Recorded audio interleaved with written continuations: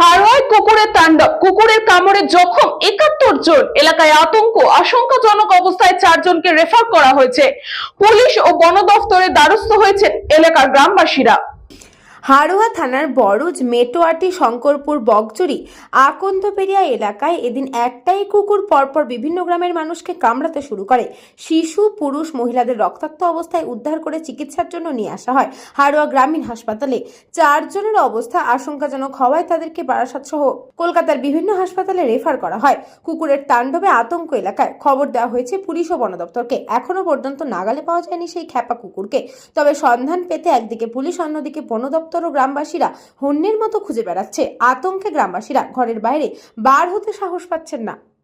থেকে ছোট বাগদুর থেকে পদ্মা হাসপাতাল থেকে ৮-১০ জনের কামড়ে আছে। হ্যাঁ, আপনাদের পাড়ায়? হ্যাঁ। এনার কি অবস্থা এখন?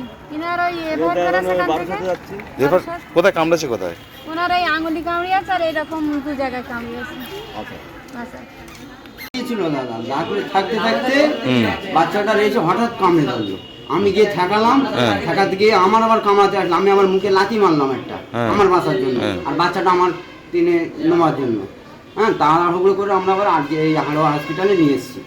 আপনার বাচ্চা কি করছিল? এখন ডাক্তারবাবুরা দেখেছে।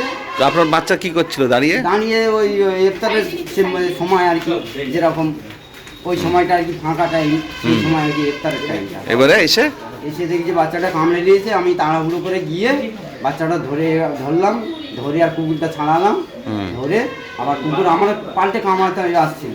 ব্যুরো রিপোর্ট, নিউজ পঙ্কো time. St. Augustine's Day School, Barakpur. Success for every child. Admission open session 2026 to 2027. Contact number 9007934555. আপনার সাধ্যের মধ্যে সোনার গহনা কিনতে বা গড়াতে চাইছেন?